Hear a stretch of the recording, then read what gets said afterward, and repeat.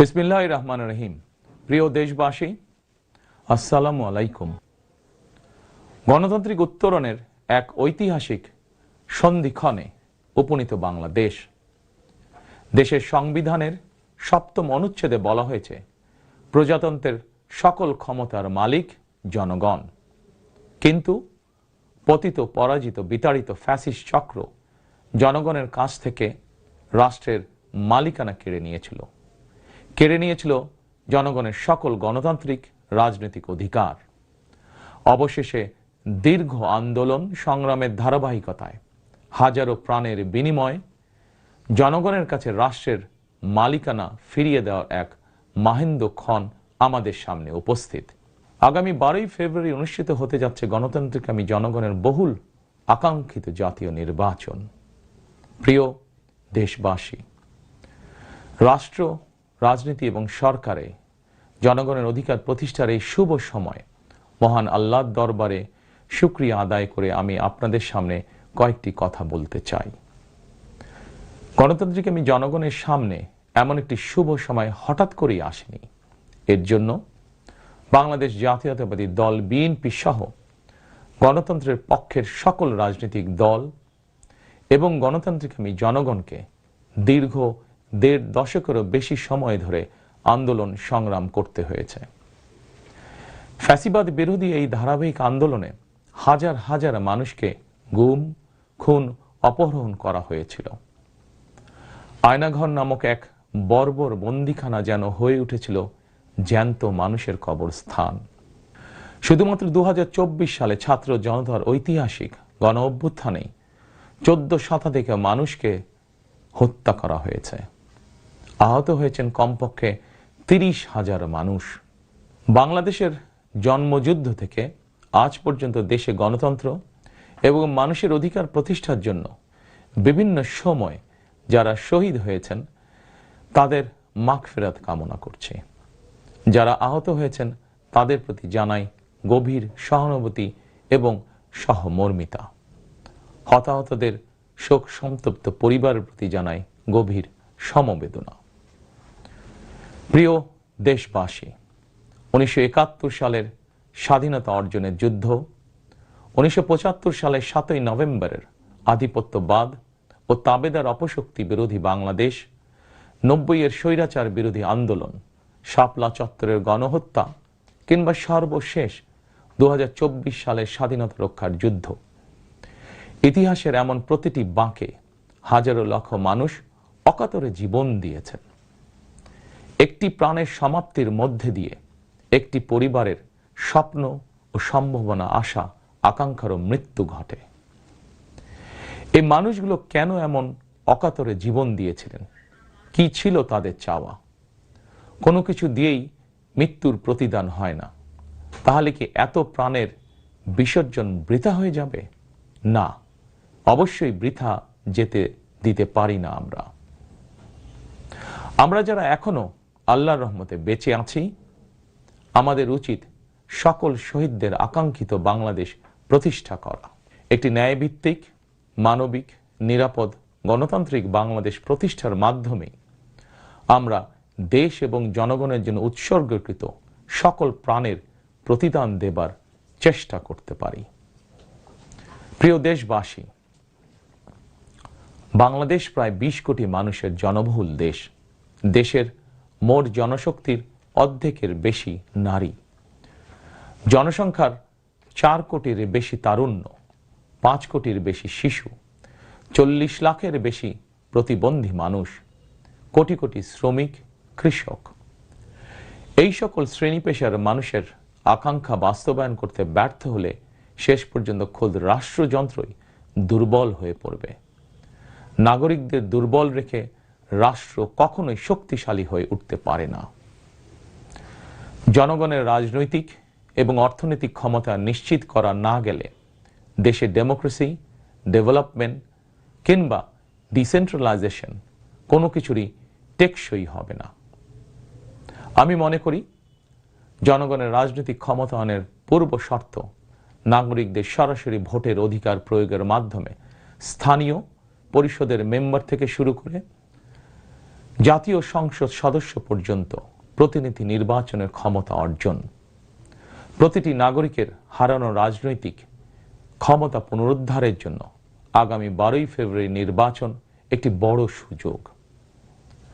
প্রিয় দেশবাসী, এই উপলব্ধি এবং বাস্তবতাকে সামনে রেখে দেশের নাগরিকদের রাজনৈতিক এবং অর্থনৈতিক ক্ষমতা নিশ্চিত করার লক্ষ্যে ইতিমধ্যেই বিএনপির নির্বাচনী ইশতেহার ঘোষণা করা হয়েছে।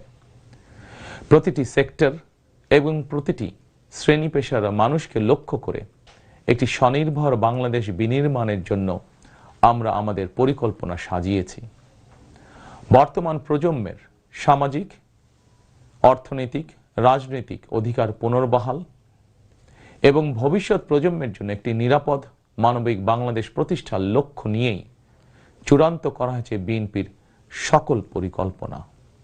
বিশেষ করে দেশের সকল তরুণ তরুণী, বেকার জনগোষ্ঠী এবং নারীদের জন্য দেশে বিদেশে কর্মসংস্থান এবং কর্ম পরিবেশ নিশ্চিত করাই এবার বিএনপির প্রথম এবং প্রধান অগ্রাধিকার। আমি ইশতেহারে উল্লেখিত কয়েকটি বিষয় খুব সংক্ষিপ্তভাবে আজ আবারও দেশবাসীর সামনে তুলে ধরতে চাই। প্রিয় দেশবাসী, বেকার সমস্যা নিরসনের লক্ষ্যে ব্যাংক, বীমা, পুঁজিবাজার সহ দেশের অর্থনৈতিক খাতের সার্বিক সংস্কার, অঞ্চল ভিত্তিক অর্থনীতিকে চাঙা করা এবং শিল্প ও বাণিজ্যে দেশি বিদেশি বিনিয়োগ বৃদ্ধির মাধ্যমে দেশে বিদেশে 1 কোটি কর্মসংস্থান তৈরির লক্ষ্যমাত্রা নির্ধারণ করা হয়েছে। এভাবে পর্যায়ক্রমিকভাবে 1 কোটি কর্মসংস্থান তৈরির লক্ষ্যমাত্রা অর্জনের জন্য কয়েকটি সেক্টরকে বিশেষভাবে চিহ্নিত করে নতুন কর্মসংস্থান তৈরির উপায় এবং কর্মকৌশল নির্ধারণ করা হয়েছে। এরই অংশ হিসাবে দেশব্যাপী কারিগরি এবং ব্যবহারিক শিক্ষা প্রদানের মাধ্যমে বেকার জনগোষ্ঠীকে দক্ষ জনশক্তিতে রূপান্তরিত করা হবে। কলেজ, মাদ্রাসা, বিশ্ববিদ্যালয় বিনামূল্যে স্কিলস ডেভেলপমেন্ট, ফ্রিল্যান্সিং এবং আউটসোর্সিং প্রশিক্ষণ প্রদান করা হবে, যাতে করে বেকার যুবক কিংবা তরুণ তরুণীরা দেশে বিদেশে উচ্চ বেতনের চাকরির জন্য প্রস্তুত হয়ে সরাসরি কর্মক্ষেত্রে কর্মসংস্থানে যুক্ত হতে পারেন। প্রতিটি অঞ্চল ভিত্তিক স্থানীয়ভাবে বিখ্যাত এবং ঐতিহ্যবাহী পণ্যের উৎপাদন এবং বাজারজাতকরণের জন্য বিশেষ উদ্যোগ নেওয়ার প্রস্তুতি রয়েছে। স্থানীয় কুটির শিল্প ও এসএমই খাত বিকশিত করার জন্য সহজ এবং স্বল্প সুদে ঋণ সুবিধা দেওয়ার পরিকল্পনা আমাদের রয়েছে। বৈশ্বিক ই-কমার্স প্ল্যাটফর্মের পণ্য রফতানির লক্ষ্যে বেসরকারি শিল্প সম্প্রসারণ ও কর্মসংস্থান সৃষ্টির সহায়ক উদ্যোগ নেওয়ার পরিকল্পনা নেওয়া হয়েছে। সাইবার নিরাপত্তা, outsourcing, data processing, artificial intelligence, semiconductor সহ আইটি সেক্টরে নতুন শিল্প গড়ে তোলার পরিকল্পনা নেওয়া হয়েছে। এইসব সেক্টরে প্রতি বছর সরাসরি 2 লক্ষ এবং ফ্রিল্যান্সিং, ক্রিয়েটিভ ইন্ডাস্ট্রি ও কন্টেন্ট ক্রিয়েশনের মাধ্যমে পরোক্ষভাবে আরও 8 লক্ষ কর্মসংস্থান তৈরির লক্ষ্যমাত্রা নির্ধারণ করা হয়েছে। প্রিয় দেশবাসী, বিভিন্ন পরিসংখ্যান অনুযায়ী বর্তমানে দেশে বেকারের সংখ্যা 27 লাখের বেশি। এর মধ্যে প্রায় 9 লক্ষ রয়েছেন স্নাতক ডিগ্রিধারী উচ্চশিক্ষিত বেকার। এদের মধ্যে প্রায় 22% তরুণ তরুণী কোনো প্রকার শিক্ষা, চাকরি ও প্রশিক্ষণে সম্পৃক্ত নয়। এই বিপুল সংখ্যক বেকারের অধিকাংশই 15 থেকে 29 বছর বয়সী। 12ই ফেব্রুয়ারি নির্বাচনে জনগণের রায় বিএনপি সরকার গঠন করতে সক্ষম হলে বিএনপি শিক্ষিত তরুণ তরুণীদের জন্য 6 মাস থেকে সর্বোচ্চ 1 বছর কিংবা কর্মসংস্থান না হওয়া পর্যন্ত বিশেষ আর্থিক ভাতা প্রদান করার সিদ্ধান্ত নিয়েছে। আমরা মনে করি এই বেকার ভাতা হয়তো একজন শিক্ষিত বেকারকে সে উদ্যোগে কর্মসংস্থান সৃষ্টির ক্ষেত্রে সক্ষমতা অর্জনেও সহায়ক ভূমিকা রাখবে। প্রিয় দেশবাসী, দেশের অর্ধেক জনশক্তির বেশি নারী শক্তিকে রাষ্ট্র, রাজনীতি, অর্থনীতির মূলধারার বাইরে রেখে দেশের অগ্রগতি সম্ভব নয়। দেশে প্রায় 4 কোটি পরিবার রয়েছে। যদি আপনারা বিএনপিকে রাষ্ট্র পরিচালনার দায়িত্ব দেন, তাহলে আমরা এবার প্রথমবারের মতন দেশে প্রতিটি পরিবারের জন্য ফ্যামিলি কার্ড ইস্যু করার চূড়ান্ত সিদ্ধান্ত নিয়েছি। পরিবারগুলোর নারী প্রধানের নামে ফ্যামিলি কার্ড ইস্যু করা হবে। তবে প্রথম পর্যায়ে অর্থনৈতিকভাবে পিছিয়ে থাকা প্রান্তিক এবং নিম্ন আয়ের পরিবারকে সুরক্ষা দিতে ফ্যামিলি কার্ডে প্রতি মাসে 2,500 টাকা কিংবা সমমূল্যে নিত্য প্রয়োজনীয় খাদ্য সহায়তা দেওয়া হবে। ফ্যামিলি কার্ডের মাধ্যমে আর্থিক সহযোগিতার পরিমাণ, প্রয়োজন এবং বাস্তবতার নিরিখে পর্যায়ক্রমে বাড়ানো হবে। ফ্যামিলি কার্ডটিকে আমরা নারীর অর্থনৈতিক ক্ষমতায়নের প্রতীক হিসাবে মনে করি। প্রিয় ভাই ও বোনেরা, দেশনেত্রী মরহুমা বেগম খালেদা জিয়া নারী শিক্ষার উন্নয়নে দেশে স্নাতকোত্তর পর্যন্ত বিনা বেতনে শিক্ষার সুযোগ চালু করেছিলেন। আপনারা বিএনপিকে আবারও রাষ্ট্র পরিচালনার দায়িত্ব দিলে নারীদের বিনা বেতন শিক্ষা গ্রহণের সুবিধা অব্যাহত রাখার পাশাপাশি নীতি নির্ধারণে নারীর অংশগ্রহণ ও ভূমিকা বাড়ানো হবে।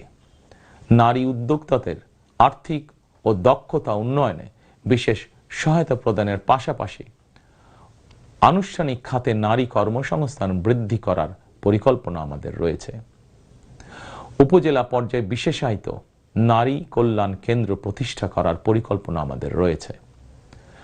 স্বাচ্ছন্দ্যে চলাফেরা নিশ্চিত করতে শুধুমাত্র নারীদের জন্য বিশেষায়িত ইলেকট্রিক পরিবহন চালু করা হবে। কর্মপরিবেশ নিশ্চিত করতে কর্মস্থলে ডে কেয়ার ও ব্রেস্টফিডিং কর্নার স্থাপন করা হবে। এছাড়া বিশেষ করে রাজধানী ঢাকা সহ বিভাগীয় শহরগুলোতে কয়েকটি নির্দিষ্ট স্থানে হাইজিনিক বাথরুম নির্মাণের পরিকল্পনা আমাদের রয়েছে। আমাদের সমাজের নারীরা নানাভাবে হয়রানি এবং সহিংসতার শিকার হন। বর্তমান সময়ে নারীর প্রতি সাইবার বুলিং উদ্বেগজনক রূপ নিয়েছে। বুলিং সহ নারীর প্রতি যে কোনো ধরনের সহিংসতা বন্ধে কঠোর আইন প্রয়োগের পরিকল্পনা এবং সিদ্ধান্ত আমাদের রয়েছে। নারী নির্যাতন ও ধর্ষণের বিরুদ্ধে দৃষ্টান্তমূলক শাস্তি নিশ্চিত অবশ্যই ইনশাআল্লাহ করা হবে। প্রিয় দেশবাসী, সময়ের সাথে সাথে অর্থনীতির নানা খাত বাড়লেও দেশের অর্থনীতি এখনো মূলত কৃষি নির্ভর। বিএনপি বিশ্বাস করে কৃষকের স্বার্থ রক্ষার অর্থ দেশের স্বার্থ রক্ষা। এজন্যই আমরা বলি, বাঁচলে কৃষক বাঁচবে দেশ। এই উপলব্ধি থেকেই আমরা কৃষকদের স্বার্থ রক্ষার জন্য কৃষকদের জন্য ফার্মার্স কার্ড ইস্যুর উদ্যোগ নিয়েছি। এই কার্ডের মাধ্যমে কৃষক একদিকে কৃষি সংক্রান্ত হালনাগাদ তথ্য পাবেন, অপরদিকে সরকারের কাছ থেকে পাবেন আর্থিক এবং অন্যান্য প্রয়োজনীয় সহযোগিতা। দেশে কোটি কোটি কৃষক শ্রমিক রয়েছেন, অধিকাংশই কর্মক্ষম। কর্মক্ষম কৃষকদের জন্য একদিকে যেরকম কর্মসংস্থান প্রয়োজন, অপরদিকে প্রয়োজন তাদের শ্রমের ন্যায্য মজুরি এবং নিরাপদ কর্মপরিবেশ। আমরা মনে করি কর্মক্ষম এই জনশক্তির শ্রমই হতে পারে বাংলাদেশকে পুনরায় স্বনির্ভর ও সমৃদ্ধ বাংলাদেশে রূপান্তরের চাবিকাঠি। এ কারণেই আমরা বলি, করব কাজ, গড়ব দেশ, সবার আগে বাংলাদেশ। তাই আমরা আমাদের কর্ম পরিকল্পনায় কৃষকদের স্বার্থ রক্ষায় সর্বাধিক গুরুত্ব দিয়েছি। প্রিয় দেশবাসী, আমাদের জনসংখ্যার একটি বিপুল অংশ স্কুল, কলেজ, মাদ্রাসা এবং বিশ্ববিদ্যালয় শিক্ষার্থী। জ্ঞান, বিজ্ঞান আর তথ্য প্রযুক্তির এই বিকাশমান বিশ্বে বাংলাদেশের কোটি কোটি শিক্ষার্থী, এইসব তরুণ তরুণীরাই বদলে দিবে আগামীর বাংলাদেশ। তবে একাডেমিক শিক্ষার স্তরের সর্বোচ্চ ধাপে পৌঁছার এই যাত্রা পথে লক্ষ লক্ষ শিক্ষার্থী কিন্তু বিভিন্ন পর্যায়ে ড্রপ আউট হয়ে যান। নানা বাস্তবতায় ড্রপ আউট হয়ে যাওয়া শিক্ষার্থীদের তালিকায় বিশ্বের যে কয়েকটি দেশ শীর্ষস্থানে রয়েছে, বাংলাদেশ তার অন্যতম। একজন শিক্ষার্থী শিক্ষা স্তরের যে কোনো পর্যায়ে ড্রপ আউট হওয়ার পর তাদেরকে যেন বেকার জীবন কাটাতে না হয়, সেজন্য হাই স্কুল পর্যায় থেকে আমরা শিক্ষা কারিকুলামে কারিগরি এবং ব্যবহারিক অর্থাৎ টেকনিক্যাল এবং ভোকেশনাল শিক্ষাকে আবশ্যকীয় করার প্রস্তুতি এবং পরিকল্পনা নিয়ে রেখেছি। একই সঙ্গে দেশের জনশক্তিকে জনসম্পদে রূপান্তর করতে বাংলা এবং ইংরেজির পাশাপাশি হাই স্কুল পর্যায় থেকে সিলেবাসে তৃতীয় আরেকটি ভাষা শিক্ষার ব্যবস্থা রাখার সিদ্ধান্ত এবং পরিকল্পনা আমরা গ্রহণ করেছি। আমরা মনে করি একজন ব্যক্তির একাধিক ভাষা জ্ঞান থাকলে বিশ্বের যে কোনো দেশেই কর্মসংস্থানের অভাব হবে না। বৈশ্বিক চ্যালেঞ্জ মোকাবেলা করে একজন শিক্ষার্থী যাতে যোগ্যতম হিসেবে এগিয়ে যেতে পারেন, সেই চিন্তাকে সামনে রেখেই আমরা শিক্ষা বিশেষজ্ঞদের গবেষণা এবং সুপারিশের ভিত্তিতে শিক্ষা কারিকুলাম পরিমার্জনের পরিকল্পনাও চূড়ান্ত করেছি। আমরা শিক্ষা কারিকুলাম এমনভাবে ঢেলে সাজানোর প্রস্তুতি নিয়েছি যাতে সকল শিক্ষার্থী শিক্ষা স্তরের প্রতিটি ধাপে একাডেমিক জ্ঞানের পাশাপাশি একটি বিশেষ কারিগরি ব্যবহারিক শিক্ষার দক্ষতাও অর্জন করতে সক্ষম হন। প্রিয় দেশবাসী, আমরা রিজিকে বিশ্বাস করি এবং সাধারণত আমরা রিজিক বলতে খাওয়া দাওয়া কিংবা অর্থ সম্পদকে বুঝি। তবে ধর্মীয় দৃষ্টিতে রিজিকের একাধিক স্তর রয়েছে। সবচেয়ে গুরুত্বপূর্ণ একটি স্তর হচ্ছে মানুষের শারীরিক ও মানসিক সুস্থতা।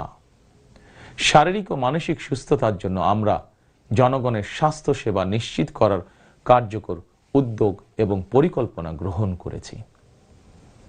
জনগণের দৌড়গোড়ায় চিকিৎসা সেবা পৌঁছে দিতে prevention is better then cure, অর্থাৎ প্রতিকারের চেয়ে প্রতিরোধী উত্তম, আমরা এই নীতিতে প্রবর্তন করতে চাই।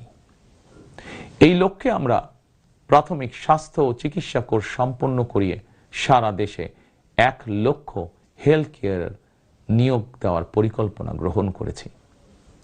নিয়োগ পাওয়া হেলথ কেয়ারদের শতকরা 80% হবেন নারী সদস্য। প্রতিটি ইউনিয়ন পর্যায়ে নিয়োগ পাওয়া হেলথ কেয়ারগণ মানুষের দৌড়গোড়ায় যাবেন এবং তাদেরকে প্রাথমিক চিকিৎসা ও পরামর্শ দেবেন। আমরা মনে করি কোনো রোগ প্রতিরোধের ব্যাপারে প্রাথমিক পর্যায়ে সঠিক পরামর্শ পেলে অনেক রোগী শুরুতেই নিরাময় করা সম্ভব হয়ে ওঠে। প্রিয় দেশবাসী, বিজ্ঞান ও তথ্য প্রযুক্তির বর্তমান বিশ্ব আরও এক ধাপ এগিয়ে এখন কৃত্রিম বুদ্ধিমত্তার যুগে প্রবেশ করেছে। চাইলেও কারো পক্ষে এর প্রভাব থেকে মুক্ত থাকা সম্ভব নয়। রাজনীতি, রাষ্ট্রনীতি, অর্থনীতি সবকিছুই এখন তথ্য প্রযুক্তিকে ঘিরেই আবর্তিত হচ্ছে। সুতরাং তথ্য প্রযুক্তির বিশ্ব শাসন করার মতন মেধা, যোগ্যতা, জ্ঞানে, বিজ্ঞানে আমাদের তরুণ সমাজ সমৃদ্ধ না হতে পারলে ভবিষ্যতের চ্যালেঞ্জ মোকাবেলা আমাদের পক্ষে অসম্ভব হয়ে পড়বে। এই চ্যালেঞ্জ মোকাবেলায় রাষ্ট্রীয় নীতি কি হবে, বিএনপি ইতিমধ্যেই সেই সব কার্যক্রম চূড়ান্ত করেছে। আইসিটিকে দেশের অন্যতম থ্রাস্ট সেক্টর হিসেবে চিহ্নিত করে ফ্রিল্যান্সিং এবং আউটসোর্সিং সহ তথ্য প্রযুক্তি খাতকে রাষ্ট্রীয়ভাবে সহযোগিতা করার নীতিমালা চূড়ান্ত করেছে বিএনপি। প্রিয় দেশবাসী, আপনারা জানেন সকল বাধা উপেক্ষা করে 2023 সালে ফ্যাসিবাদী শাসন আমলেই বিএনপি রাষ্ট্র মেরামতের 31 দফা উপস্থাপন করেছিল। এরপর প্রতিটি দফা কিভাবে বাস্তবায়ন করা হবে সেই বিষয়ে দেশে প্রবাসে বসবাসরত সংশ্লিষ্ট ক্ষেত্রে বিশেষজ্ঞদের সঙ্গে মাসের পর মাস আলোচনা করে কর্ম পরিকল্পনা বাস্তবায়নে প্রক্রিয়া এবং পদ্ধতিও চূড়ান্ত করা হয়েছে। প্রতিটি দফা বাস্তবায়নে ব্যয় নির্বাহের খাতও যথাযথভাবে চূড়ান্ত করা হয়েছে। কারণ আমরা মনে করি দেশ এবং জনগণের স্বার্থে কোনো শুভ উদ্যোগ নিলে সমস্যা হওয়ার কোনো কারণ নেই। বেগম খালেদা জিয়া রাষ্ট্রের টাকা দিয়েই বিনামূল্যে নারী শিক্ষার সুযোগ করে দিয়েছিলেন। প্রিয় দেশবাসী,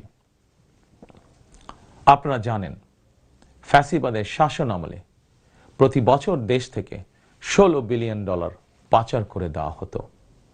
এভাবে দুর্নীতি এবং টাকা পাচার আর অপচয় রোধ করা গেলে ফ্যামিলি কার্ড, ফার্মার্স কার্ড কিংবা বেকার ভাতা প্রদানের মতন ইতিবাচক উদ্যোগগুলো বাস্তবায়নের জন্য অর্থের সংকুলন অসম্ভব নয়। শুধু রাজনৈতিক সদিচ্ছার প্রয়োজন। জনস্বার্থে প্রতিশ্রুতি পূরণের রাজনৈতিক সদিচ্ছা বিএনপির রয়েছে। প্রিয় দেশবাসী, আমাদের সকল ওয়াদা বাস্তবায়নের জন্য আপনাদের দোয়া, সমর্থন, সহযোগিতা এবং ভোট চাই। প্রিয় দেশবাসী, জনগণ রাষ্ট্রের মালিক। জনগণ রাষ্ট্রের মালিক হলে রাষ্ট্রের সুযোগ সুবিধাও ভোগ করা জনগণের অধিকার। কিন্তু ফ্যাসিবাদ আমলে সকল সুযোগ সুবিধা সম্পদ জনগণের পরিবর্তে মাফিয়া সিন্ডিকেটের হাতে কুক্ষিগত ছিল। সুতরাং এবারের নির্বাচনের মাধ্যমে বিএনপি শুধু রাষ্ট্রের মালিকানায় নয়, জনগণ যাতে ন্যায্যভাবে রাষ্ট্রীয় সুযোগ ও সুবিধাও ভোগ করতে পারেন, বিএনপি সেটিকেও ইনশাল্লাহ নিশ্চিত করতে চায়। প্রিয় দেশবাসী, সমাজের প্রতিটি শ্রেণী পেশার মানুষের প্রতি লক্ষ্য রেখেই আমরা আমাদের আগামীর বাংলাদেশ গড়ার পরিকল্পনা সাজিয়েছি। আমাদের এই পরিকল্পনা থেকে সমাজের কোনো অংশই বাদ যায়নি। দেশে প্রতিবন্ধী প্রায় 40 লক্ষ মানুষের কল্যাণ নিয়েও আমাদের পরিকল্পনা রয়েছে। আমরা মনে করি প্রতিবন্ধী মানুষদের প্রতি শুধু পরিবার নয়, রাষ্ট্রেরও বিশেষ দায়িত্ব রয়েছে। আমরা সেই দায়িত্ব যথাযথভাবে পালন করতে চাই। বাংলাদেশে প্রায় 2 লক্ষ মসজিদ রয়েছে। এই মসজিদের কয়েক লক্ষ খতিব, ইমাম, মুয়াজ্জিম সাহেব রয়েছেন। জন্ম থেকে মৃত্যু পর্যন্ত এই মানুষগুলোর সঙ্গে আমাদের রয়েছে ধর্মীয়, সামাজিক, আত্মিক এবং আধ্যাত্মিক সম্পর্ক। এদের অনেকেই আর্থিকভাবে পিছিয়ে রয়েছেন। জনগণের রায় বিএনপি রাষ্ট্র পরিচালনার সুযোগ পেলে দেশের ইমাম, খতিব, মুয়াজ্জিম এবং একইভাবে অন্য সকল ধর্মের ধর্মীয় গুরুদের জন্য রাষ্ট্রীয়ভাবে আর্থিক সহযোগিতা ইনশাল্লাহ আমরা নিশ্চিত করতে চাই। প্রিয় দেশবাসী, পতিত, পরাজিত ও বিতাড়িত ফ্যাসিবাদ অপশক্তি দেশের সকল সাংবিধানিক এবং বিধিবদ্ধ প্রতিষ্ঠানগুলোকে অকার্যকর করে দিয়েছিল। প্রশাসনকে চূড়ান্ত রকমের দলীয়করণ করে ফেলেছিল। প্রশাসন পরিচালনায় বিএনপির নীতি হবে প্রতিটি সাংবিধানিক প্রতিষ্ঠান চলবে সাংবিধানিক নিয়মে। শাসন প্রশাসনকে দলীয়করণ নয়। প্রশাসনে নিয়োগ কিংবা পদোন্নতি হবে মেধা এবং যোগ্যতার ভিত্তিতে। জনপ্রশাসন সঠিক ভিত্তির উপর প্রতিষ্ঠিত হতে না পারলে আমাদের কোনো উদ্যোগেরই সুফল মিলবে না। আমরা ইতিমধ্যেই জনগণের সামনে উপস্থাপিত আমাদের দলীয় ইশতেহারে বলেছি, জনগণের রায় বিএনপি রাষ্ট্র পরিচালনার দায়িত্ব পেলে সরকারি কর্মকর্তা এবং কর্মচারীদের জন্য যথাসময়ে জাতীয় পে স্কেল ঘোষণা এবং বাস্তবায়ন করা হবে। প্রিয় দেশবাসী, বিশ্বের বিভিন্ন দেশে প্রায় 1.5 কোটি প্রবাসী বাংলাদেশির বসবাস। প্রবাসীরা অনেকেই বাংলাদেশে তাদের প্রিয় পরিবার পরিজন ছেড়ে বিশ্বের বিভিন্ন দেশে বসবাস করেন। বৈদেশিক আয়ের ক্ষেত্রে বাংলাদেশে গার্মেন্টস সেক্টরের পরই প্রবাসী বাংলাদেশিদের অবদান। কিন্তু দেশে প্রবাসীদের সুযোগ সুবিধা, সম্মান এবং মূল্যায়নের ক্ষেত্রে তাদের অভিযোগ দীর্ঘদিনের। দেশে বিদেশে প্রবাসীদের সম্মান, সুযোগ সুবিধা, সুরক্ষা, অধিকার নিশ্চিত করার লক্ষ্যে এবার আমরা প্রবাসী কার্ড প্রবর্তনের পরিকল্পনা গ্রহণ করেছি। এই কার্ডের মাধ্যমে দেশে প্রবাসীদের অর্থনৈতিক বিনিয়োগ সুরক্ষা এবং বিমানবন্দরে তাদের হয়রানি বন্ধ সহ কয়েকটি সুবিধা বিদ্যমান থাকবে ইনশাআল্লাহ। দক্ষ বাংলাদেশি শ্রমিক বিশ্বের কোনো দেশে কাজের নিশ্চয়তা বা অফার পেলে বিদেশে কর্মস্থলে যোগদানের জন্য তাদেরকে যাতে দেশে তাদের জায়গা জমি বিক্রি করতে না হয়, এজন্য রাষ্ট্রীয়ভাবে তাদেরকে সহজ শর্তে ঋণ সুবিধা দেওয়ার পরিকল্পনা আমাদের রয়েছে। প্রিয় দেশবাসী, বাংলাদেশের 90% বেশি মানুষ মুসলমান। মহান আল্লাহর দরবারে আমাদের সকলের একটাই প্রার্থনা, রব্বানা আতিনা ফিদ দুনিয়া হাসানাতান ওয়া ফিল আখিরাতি হাসানাতান ওয়া কিনা আযাবান নার। হে আল্লাহ, আমাদেরকে দুনিয়াতে কল্যাণ দাও, আখিরাতে কল্যাণ দাও, দোজখের আগুন থেকে বাঁচাও। শহীদ প্রেসিডেন্ট জিয়াউর রহমান সংবিধানে সর্বশক্তিমান আল্লাহর উপরে পূর্ণ আস্থা ও বিশ্বাস, এই কথাটি সন্নিবেশিত করেছিলেন। কিন্তু তাবেদার সরকার সংবিধান থেকে এই কথাটি বাদ দিয়েছিল। আল্লাহর রহমতে আগামী 12ই ফেব্রুয়ারি নির্বাচনে জনগণের রায় বিএনপি পুনরায় রাষ্ট্র পরিচালনার দায়িত্ব পেলে সর্বশক্তিমান আল্লাহর উপর পূর্ণ আস্থা ও বিশ্বাস, এই কথাটি সংবিধানে পুনরায় সন্নিবেশিত করা হবে ইনশাআল্লাহ। প্রিয় দেশবাসী, আমাদের এই ধর্মীয় বিশ্বাস এবং মূল্যবোধের বিরুদ্ধে বিভিন্ন সময় সামাজিক রাজনৈতিক আগ্রাসন চালানোর অপচেষ্টা হয়েছিল। অপরদিকে দেশ বরেণ্য অনেক আলেম ওলেমা সোচ্চার কণ্ঠে বলেছেন, কেউ কেউ স্রেফ দলীয় স্বার্থ হাসিলের জন্য ধর্মের অপব্যাখ্যা করে বিশ্বাসী মুসলমানদেরকে বিভ্রান্ত করারও অপচেষ্টা চালাচ্ছে। সুতরাং সকল বিশ্বাসীদের প্রতি আহ্বান, কেউ যেন বিশ্বাসী মুসলমানদেরকে বিভ্রান্ত করতে না পারে সেই ব্যাপারে আমাদের সকলকে সতর্ক থাকতে হবে। বিএনপি এমন একটি নিরাপদ বাংলাদেশ গড়তে চায় যেখানে মুসলমান, হিন্দু, বৌদ্ধ, খ্রিস্টান, বিশ্বাসী, অবিশ্বাসী কিংবা সংশয়বাদী, পাহাড়ে কিংবা সমতলে বসবাসকারী প্রতিটি নাগরিক নিরাপদ থাকবে। 1971 সালের স্বাধীনতা যুদ্ধ সময় কে কোন ধর্মের এটি কোনো জিজ্ঞাসা ছিল না। 2024 সালের স্বাধীনতা রক্ষার যুদ্ধেও কে কোন ধর্মের, কার কি ধর্মীয় পরিচয়, এটি কোনো জিজ্ঞাসা ছিল না। আমরা মনে করি ধর্ম যার যার, রাষ্ট্র সবার। প্রতিটি ধর্মের মানুষ নিজ নিজ ধর্মীয় বিশ্বাস এবং রীতি অনুযায়ী যার যার ধর্ম পালন করবেন। এটি একটি আধুনিক সভ্য সমাজের রীতি। সকল নাগরিকের শান্তি এবং নিরাপত্তা নিশ্চিত করা রাষ্ট্রের দায়িত্ব। ধর্ম যার যার, নিরাপত্তা পাবার অধিকার সবার। প্রিয় দেশবাসী, দেশের গত 55 বছরের ইতিহাসে এটি বারবার প্রমাণিত হয়েছে, দেশের গণতান্ত্রিকামী জনগণ তাদের স্বাধীনতা হরণকারী স্বৈরাচার, ধর্মীয় চরমপন্থা কিংবা উগ্রবাদ কোনটিকেই পছন্দ করে না।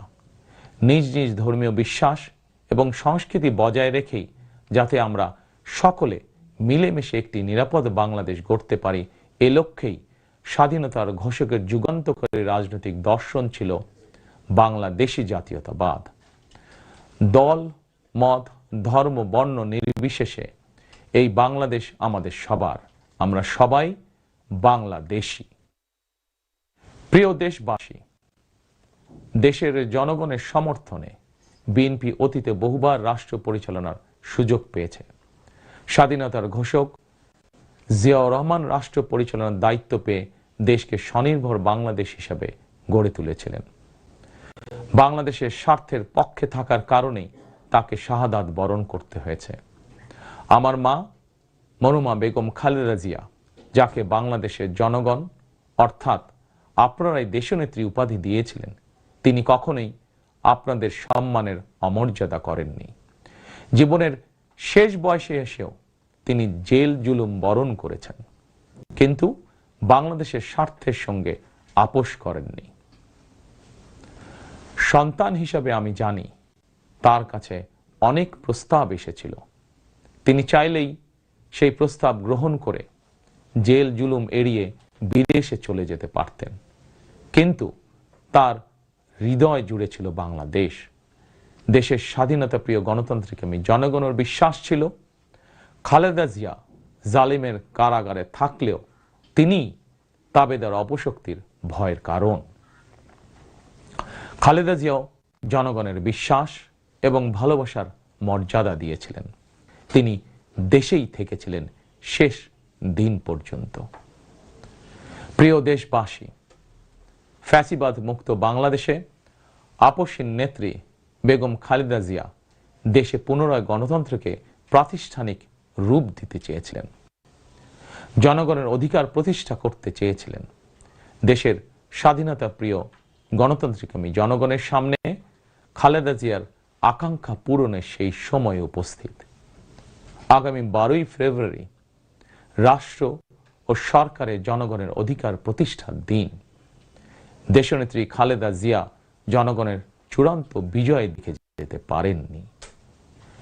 প্রিয় দেশবাসী, সারা দেশের সকল ছাত্র জনতা, কৃষক, শ্রমিক, রিক্সা চালক, গার্মেন্টস কর্মী, ফুটপাতের হকার থেকে শুরু করে শিক্ষক, সাংবাদিক, শিল্পী, বুদ্ধিজীবী, পেশাজীবী, শ্রমজীবী, সরকারি বেসরকারি চাকরিজীবী, ব্যবসায়ী কিংবা শিল্প উদ্যোক্তা এবং দেশের সকল মায়েরা, বোনেরা, সবার কাছে আমার বিনীত আবেদন, আপনারা যারা শহীদ জিয়াকে ভালোবাসেন, দেশনেত্রী বেগম খালেদা জিয়াকে ভালোবাসেন, স্বাধীনতা ও গণতন্ত্রকে ভালোবাসেন, আগামী 12ই ফেব্রুয়ারি জাতীয় নির্বাচনে আপনারা ধানের শীষকে বিজয় করুন।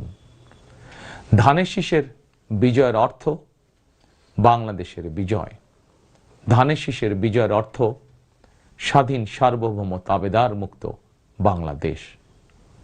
প্রিয় দেশবাসী, শহীদ জিয়া আর দেশনেত্রী বেগম খালেদা জিয়ার সাফল্য যাত্রা অব্যাহত রাখতে আমি আমার দলের নেতাকর্মীদেরকে সঙ্গে নিয়ে বিএনপির রাজনৈতিক, সামাজিক, অর্থনৈতিক কর্মসূচিগুলো বাস্তবায়নের জন্য দীর্ঘদিন থেকে হাতে কলমে প্রস্তুতি নিয়েছি।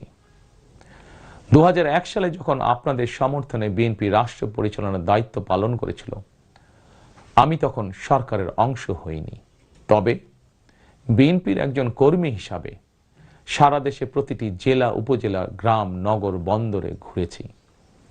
আপনাদের স্থানীয় সমস্যাগুলো, সম্ভাবনাগুলো জানার, বোঝার চেষ্টা করেছি। পরিস্থিতির কারণে বিদেশে থাকতে বাধ্য হলেও হৃদয়, মন, সত্তা জুড়ে ছিল বাংলাদেশ, বাংলাদেশের জনগণ। আমি তাই বিদেশে অবস্থানকালীন সময়েও দেশের প্রতিটি এলাকায় আপনাদের সঙ্গে যোগাযোগ রাখার চেষ্টা করেছি। বিদেশ থেকে দেশে ফিরেও আমি আবারও এই স্বল্প সময় যতটুকু সম্ভব আপনাদের কাছে ছুটে গিয়েছি। আমি আপনাদের ভালোবাসা পেয়েছি, বিএনপির প্রতি আপনাদের আবেগ এবং ভালোবাসা উপলব্ধি করেছি। প্রিয় দেশবাসী, 12ই ফেব্রুয়ারি বিএনপির প্রতি আবারও আপনাদের ভালোবাসা প্রকাশের দিন। অতীতে আপনাদের সমর্থনে বিএনপি একাধিকবার রাষ্ট্র পরিচালনার দায়িত্ব পালন করেছে। দেশ পরিচালনা করতে গিয়ে সেই সময় কোনো কোনো ক্ষেত্রে হয়তো আমাদের অনিচ্ছাকৃত কিছু ভুল ত্রুটি হয়েছে। সেজন্য আমি দেশবাসীর কাছে আন্তরিকভাবে দুঃখ প্রকাশ করছি। অতীতের ভুল থেকে শিক্ষা নিয়ে অর্জনগুলোকে অবলম্বন করে বর্তমান এবং ভবিষ্যৎ প্রজন্মের জন্য একটি নিরাপদ বাংলাদেশ গঠনের জন্য আগামী 12ই ফেব্রুয়ারি জাতীয় নির্বাচনে আবারও আমি আপনাদের সমর্থন চাই। আমি দেশ এবং জনগণের জন্য, আপনার এবং আপনার পরিবারের সদস্যদের জন্য যেসব পরিকল্পনা গ্রহণ করেছি, প্রতিটি পরিকল্পনা বাস্তবায়নের জন্য ধানের শীষে আপনাদের সমর্থন এবং আপনাদের ভোট চাই। প্রিয় দেশবাসী, প্রতিটি পরিকল্পনা বাস্তবায়নের জন্য কঠোরভাবে দুর্নীতি নিয়ন্ত্রণ, আইনের শাসন প্রতিষ্ঠা, এবং জনগণের কাছে রাষ্ট্র এবং সরকারকে দায়বদ্ধ রাখার কোনোই বিকল্প নেই। রাষ্ট্র পরিচালনায় আপনাদের সমর্থন পেলে দেশের আগামী দিনের সরকার হবে জনগণের কাছে দায়বদ্ধ। দেশে দুর্নীতি নিয়ন্ত্রণে যতটা কঠোর হওয়া যায়, বিএনপি সরকার ইনশাল্লাহ ততটাই কঠোর হবে। দেশে পুনরায় আইনের শাসন প্রতিষ্ঠিত হবে ইনশাল্লাহ। দেশবাসীর কাছে এটি আমার অঙ্গীকার, বিএনপির অঙ্গীকার। আপনাদের কাছে আমার অঙ্গীকারের কারণ আপনারাই বিএনপির সকল রাজনৈতিক ক্ষমতার উৎস। প্রিয় দেশবাসী, ফ্যাসিবাদ আমলে 2024 সালের 7ই জানুয়ারি তথাকথিত দামি নির্বাচনে আমি আপনাদের প্রতি আহ্বান জানিয়ে বলেছিলাম, 7ই জানুয়ারি সারাদিন পরিবারকে সময় দিন। বর্তমানে ফ্যাসিবাদ মুক্ত বাংলাদেশে অনুষ্ঠিত জাতীয় নির্বাচনে এবার দেশবাসীর প্রতি আমার আহ্বান, আপনাদের প্রতি আমার বিনীত আবেদন, 12ই ফেব্রুয়ারি সারাদিন ধানের শীষে ভোট দিন। তারুণ্যের প্রথম ভোট ধানের শীষের জন্য হোক। প্রিয় দেশবাসী, গণতন্ত্রকামী প্রিয় ভাই ও বোনেরা, 12ই ফেব্রুয়ারি আপনারা ধানের শীষের প্রার্থীদের দায়িত্ব নিন। 13 তারিখ থেকে আপনাদের নির্বাচিত এমপিরা আপনাদের দায়িত্ব নেবে। নির্বাচিত প্রতিনিধিরা আপনাদের দায়িত্ব ঠিক মতন পালন করছে কিনা সেটি নিশ্চিত করার দায়িত্ব আমি নেব ইনশাল্লাহ। 12ই ফেব্রুয়ারি যদি আপনাদের সমর্থন পাই, তাহলে রাষ্ট্র পরিচালনায় বিএনপির মূল মন্ত্র থাকবে মহানবীর মহান আদর্শ, ন্যায়পরায়ণতা। 12ই ফেব্রুয়ারি জনগণের বাংলাদেশে জনগণের অধিকার প্রতিষ্ঠার এই দিনে আমি আল্লাহর দরবারে ধানের শীষের বিজয় কামনা করে আমার বক্তব্য শেষ করছি। 12ই ফেব্রুয়ারি সারাদিন ধানের শীষে ভোট দিন। আল্লাহ হাফেজ। বাংলাদেশ জিন্দাবাদ। বাংলাদেশ